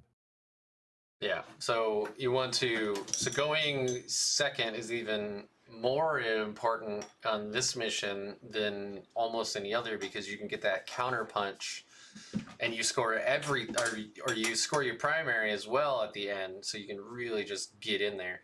Also, I apologize if you guys hear my cat playing back there. He's adorable. I'm trying to mute my mic so it's not too obnoxious, but this is what I get for having a new kitten. So, is there anything else specific like that would change up the way that you're gonna play this mission, or you're just gonna? Not really, to be honest, because it's a 5 objectives mission. So if I'm not playing against Custodes, I will go for a Stranglehold normally, because you need to control 3 objectives for scoring that, and also you get the primary, secondary gives you points for controlling the center anyway. But yeah, no, my plan is still pretty much the same in this mission. Okay, cool. I mean, this one seems pretty straightforward. Like, everybody's gonna fight over the middle.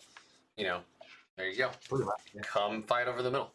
The next mission is Conversion. This is mission 22. This is the new version of Sweep and Clear. This is hold 1, hold 2, and then the special mission rules is that you can only get your Battle Forge CP if your Warlord is on the table, which is a little bizarre, or it's in a transport that's on the table. You can't put them in Deep Strike and still get your round CP.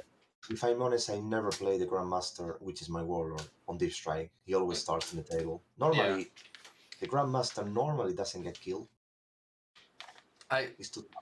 Yeah, that's been my experience too. Like, even when I get tabled, he's usually one of the last models to go, if not the last, or the last one standing sometimes. So yeah, I feel you there.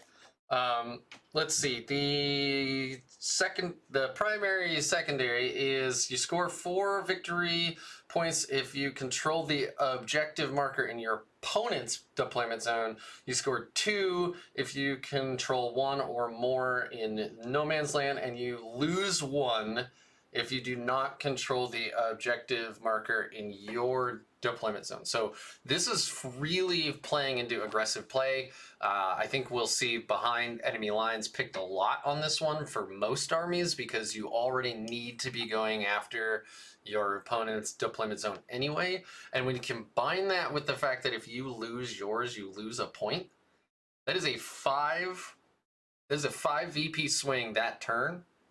And then if you don't get it back, you keep losing a point every single turn. So you could theoretically go into the negative. Theoretically, yeah, but the Yeah. mission specifies that you cannot go into negative. It says the player's victory point score can never be reduced to less than 0. But I mean, you could, even if you're scoring well on the other side of the board, right? Like you get, let's say you get 12, you hold all of them in no man's land. You could still only score 11 because you don't hold your own, and that's not nothing, you know. That's Actually, this mission, if things are going well for one of the players, it normally means that it's gonna go horrible for the other one. Because it's not only not scoring points, it's actually losing points. yeah, that's a great Why it is point. really aggressive.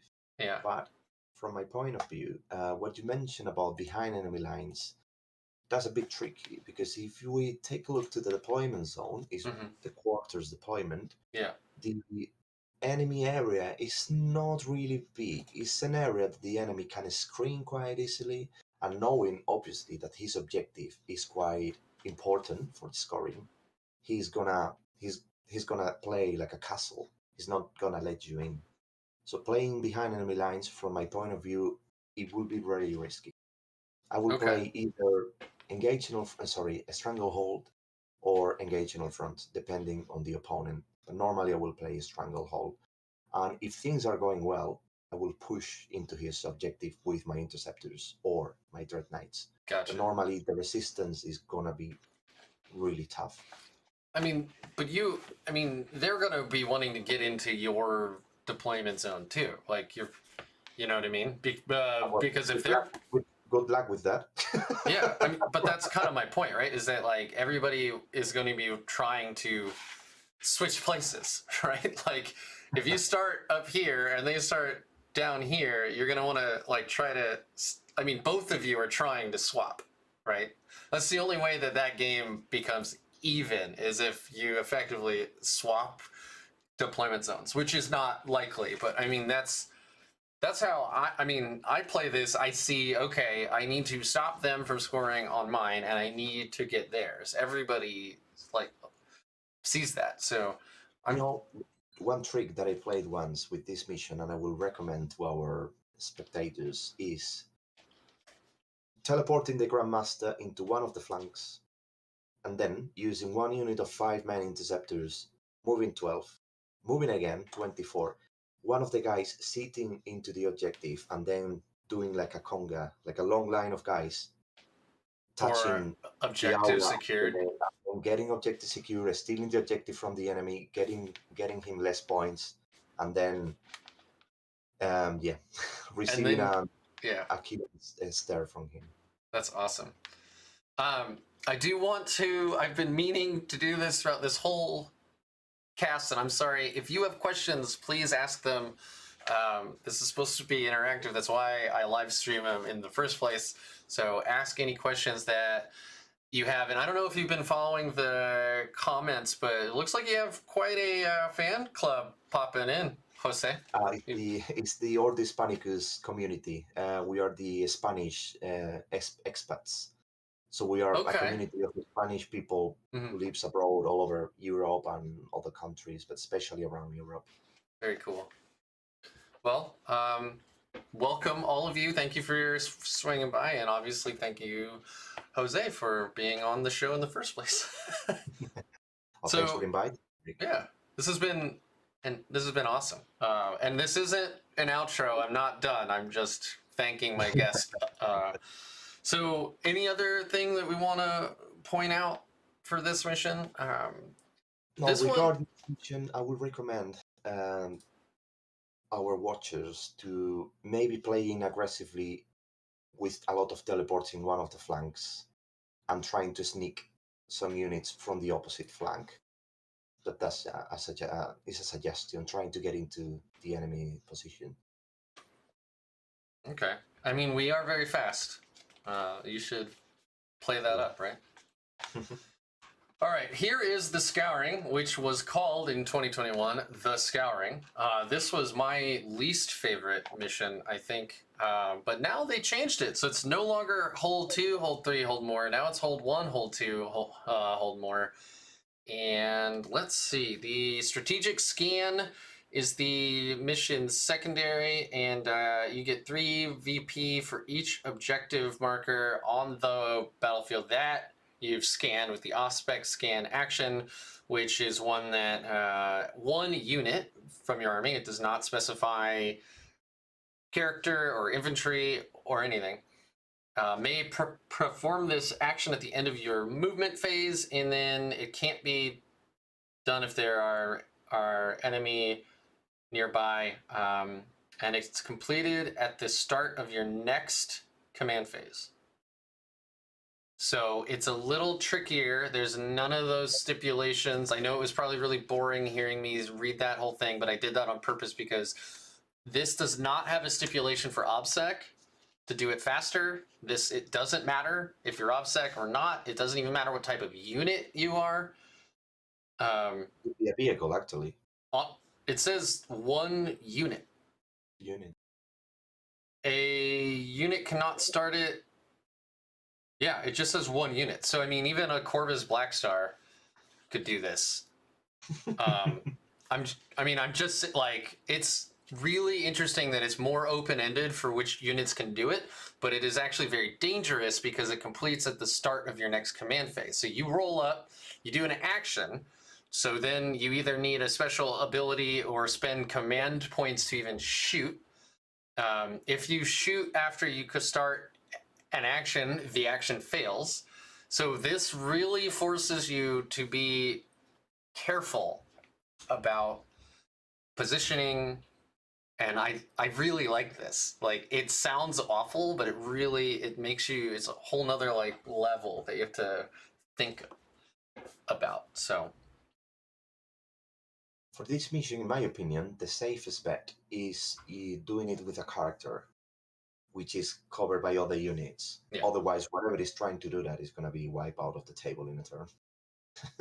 It's also if a character does it, like, you generally, except for the Grandmaster Dread Knight, like, we don't bring characters for their shooting.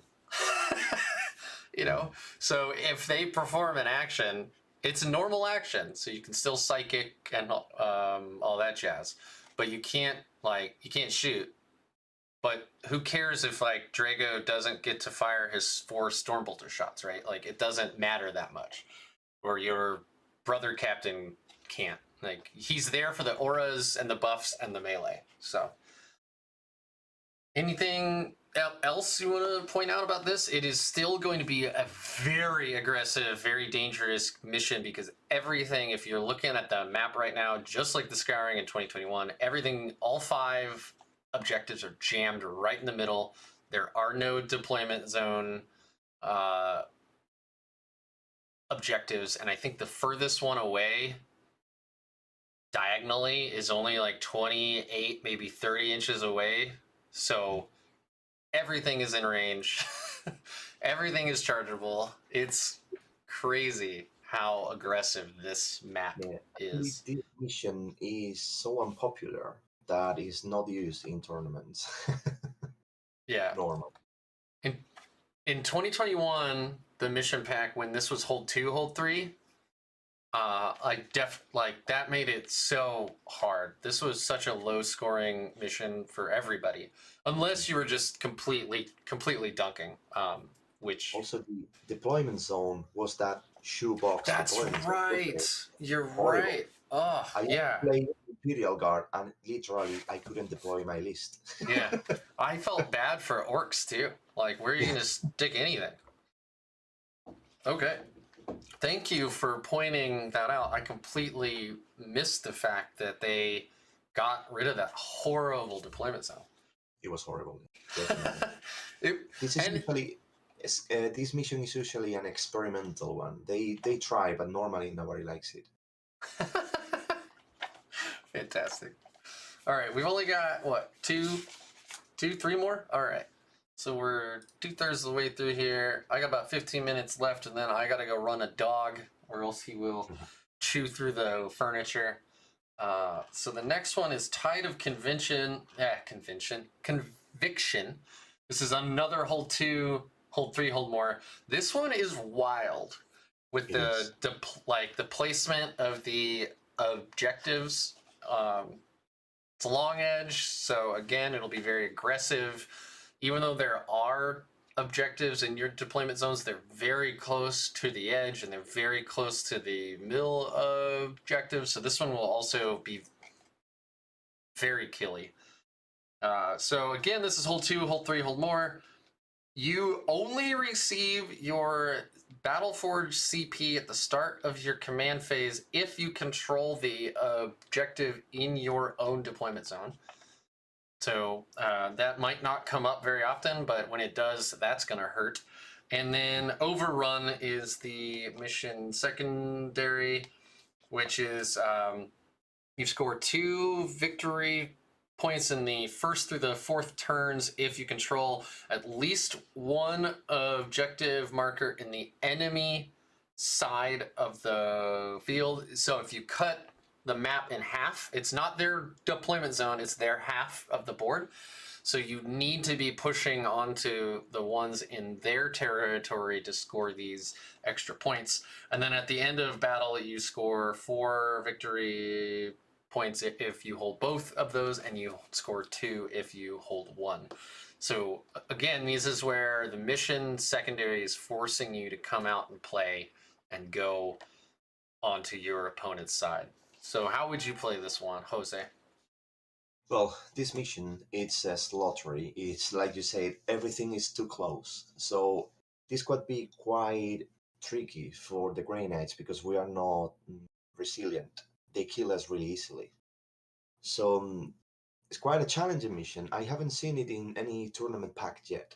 So I think that tournament organizers, they find it maybe unbalanced, maybe not funny. I don't know. I find it quite interesting. It's quite a challenge for everybody because it's very different. But we have one advantage here. It's like you said, if we control objectives in the end of the battle, we get extra points and we can get quite a few.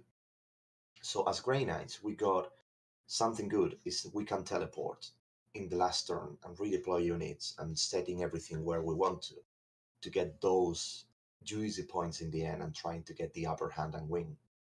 But what I will play in this what I will do is in this mission is playing conservative and not doing really much in the first couple of turns to save as many people as possible and then hitting in the last turns. Otherwise, Grey Knights, as soon as you expose something, gets killed really easily, especially if you don't play Terminators. So you need to be patient. Yeah. You keep blowing my mind with this patience talk. Patience. Like you're like Yoda. You must learn patience. And you win the game in the last turns, Rick. The first turn and the second turn, they're always the same in every single game. It's about clashing between troops and people killing each other. What it matters is what remains after that clash. That's what is giving you the game. So don't waste any troops, don't waste any units because you're gonna need them later on. You're not a Drukhari player. Yeah, that's fair. Yeah. That's what it's called the trading, throwing a unit, losing it, throwing another one. We need to be really careful with the trading. We must be slow and just throw exactly the right amount of power we need to do a surgical strike and save the rest for later. Yeah, that's a fair point. I just don't want to go off on a tangent, but I'm not a Drukhari player, nor am I like a Drukhari painter, because those models are so tiny. Yeah. Like, how do you paint that thing? Like, I bought some Sisters of Battle not that long ago, and I started painting them, and I was just blown away by how much harder they were to paint just because they're so tiny. Like, their legs are so... You know how to do it, Rick. It's super easy. You just need to pay somebody to do it for you. I'm sure my wife would love that. Yeah. You spent how much on these models, and then how much to have someone else paint them? Why do you have all that paint?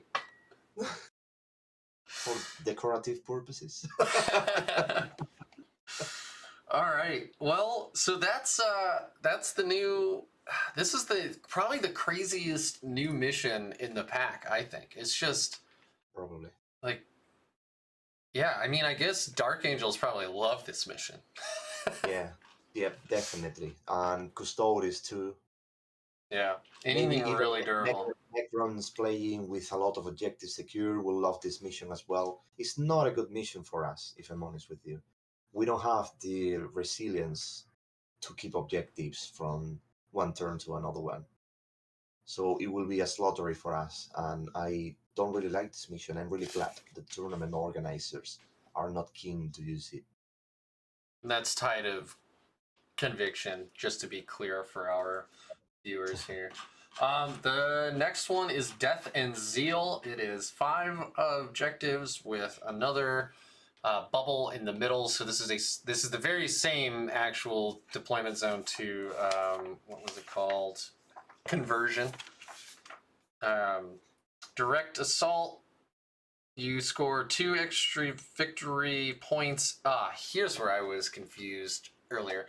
So if you do one of these 2 things, you score 2. If you do both, you score 3. And those things are: you need to control every objective marker on the battlefield, or you control at least one that you did not control at the start of your turn, or you destroy at least one enemy unit that was in range of an objective marker on your turn. So if you smash into an opponent that's on an objective and you kill them and you take it, you score 3. And then the mission rules are: objective purged. If a player controls an objective marker at the end of their command phase, and it has obsec at the end, so when you score it, you get to hold it. So it's semi-sticky objectives, but only if you're obsec.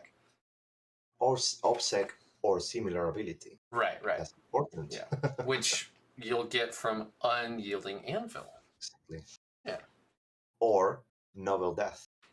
Or Noble Death. Yep. Or by bringing strike squads. Nobody does that. Hey, rude. All right. I love Oh, sorry. What? They're really good. They're really good. Yeah. I love For 22 points, I think they are probably one of the best troops in the game, just by itself. Like, yeah. just like point for point, the strikes are insane. All right. So, how would you play this one? Like, To be honest, it feels exactly the same as the other one with the same kind of map. The only thing is the wording for the primary secondary is slightly different. But to be honest, points for controlling an objective you didn't control before. The game is about conquering objectives, so you're gonna do that anyway. Yeah. And how you control an objective that it wasn't yours the previous turn, killing the unit that it was there. Yeah. So it's stupid. You're gonna get the points. Doesn't matter what you do. It's like giving you points for free, points for breathing or walking. Yeah, no doubt. So it's an easy one because you don't really need to think about what you're gonna do because you're already gonna do that anyway. So it's a mission you can relax and just play. Okay, that's a good mental thought process on that. Just relax and play the game. It's fine. Mm-hmm. All right. Well, I'm not going to spend a lot of time on that one. Then let's go to secure missing artifacts. So this is 5 objectives, 1 in each deployment zone. Weird triangular deployment zones. This is a hold 1, hold 2. This one has some very. So this is like the old priority targets. The mission special rules are where you you take turns with your opponents moving the objectives around. I'm not going to get into that because it's just very wordy, and everybody ends up doing the exact same thing anyway. So if you want to, please go read the book. And then the mission secondary is you score 3 victory points if you hold your priority objective, which of course you're going to declare, or your home objective is your priority. So you basically just score 15 points here for free throughout the game because you sit on your home objective and get 3 points every single turn. It's the easiest mission secondary in the whole pack by far. And if people who are watching the video, if you pay attention to the map, you can see what I mentioned before when I was talking about Tau. If you see player battlefield edge, it's quite a long one. So if you, for example, if you move the objective A that is in the top left position and you move it closer to the edge, then if you bring people from reserves, most probably the enemy will have an enemy unit on that objective, and then you can get units really close to them and secure an easy charge. But that's the example that I was talking about to deal with Tau. Yeah, but that's on your. So if this gray edge was your edge, and you move this way, then you can pop in like within 3 inches, right? Is that what you're talking about?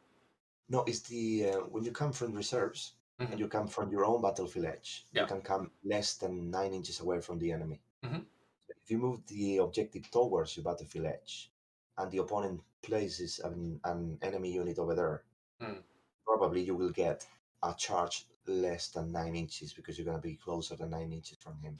Gotcha. Yeah, so the mission's special is you move these objectives and you take turns with your opponent, but the way that it usually goes is the one in no man's land on your side you'll pull towards you, and then your opponent will pull the one that's in your deployment zone towards them, and then you do the same thing back.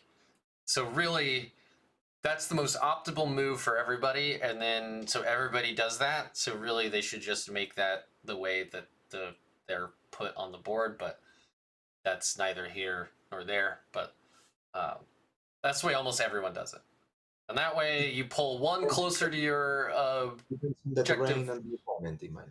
What's that? It depends on the terrain and the opponent. Sometimes, if for example the opponent is a Custodes, you can, instead of starting with a no man's land objective, you can take his objective and pull it out of the terrain and leave it in the middle of nowhere. Okay. So then you're forcing him to be exposed and you can shoot him.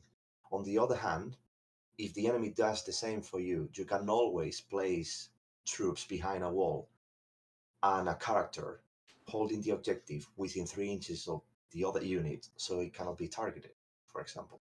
As long as there's another target between, Exactly. You can actually do that. Notice making them exposed. It's the poor man's bodyguard rule. It is, yeah.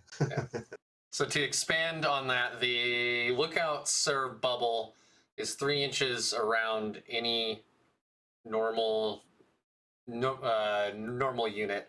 So what you do is, if you have troops here, you can put a character in front, and as long as there's anything of yours between that character and the enemies that are trying to shoot at them, they are still protected by lookout sir, because of the way that rule is actually phrased. I learned this at my first RTT ever when it was used against me beautifully.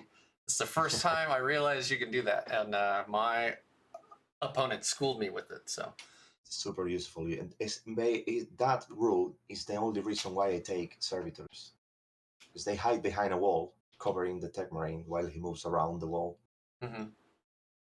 I mean, that's, I'm not good enough yet where like I'm thinking about that, right? Like I'm still trying to even like remember how far my stuff moves. Step by step. I've gotten pretty good at like knowing the data sheets, but like when it comes to those intricate little moves, I'm not super good at them. But we are at 10 o'clock. We unfortunately did not have time to look at my new list. If you're curious of seeing me play it, I will be playing in about an hour with my buddy Josh on TTS right here. Swing by if you want, grab a beer. It is Saturday. And otherwise, I just want to thank you so much, Jose, for coming on to my show. You have been, we have been chatty. We finally got this to work. And if you have not gone back and watched this whole video yet, Jose has blown my mind every few minutes for the last 2 hours. So this is an information. My cat just fell off of the... You okay, buddy? He just nosedived off the kittens, man. All right, well, thank you so much, everybody. Again, thank you, Jose. Are there any plugs you want to do for any of your like gaming group or your podcast? I think you said you're on a podcast, right? Yes, I do indeed. So I invite everybody who's watching this and they speak Spanish to listen the Ordo Hispanicus podcast, because unfortunately it's only in Spanish. So if anyone is watching this and they speak Spanish, feel free to find it on iVoox. Like I said before, it's a podcast focused on the Spanish expats community.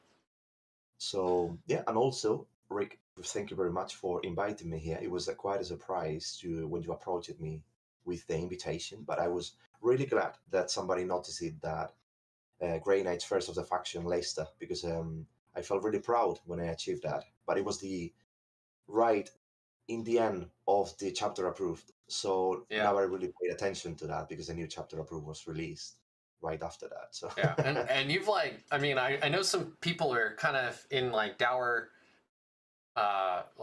moods right now, because you know we had our time in the sun. We shined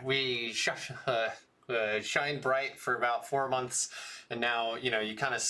I think the overall opinion is like, you know, the sun is kind of setting on Grey Knights in 9th, and like some of those tricks that you mentioned, man, could have won me games, right? Like, I mean, and I just didn't think about it. It's amazing. They're still in a really good position, but before they were a bit of out to play. People were using 6, 5 Dread Knights, and they just shot, and that's it.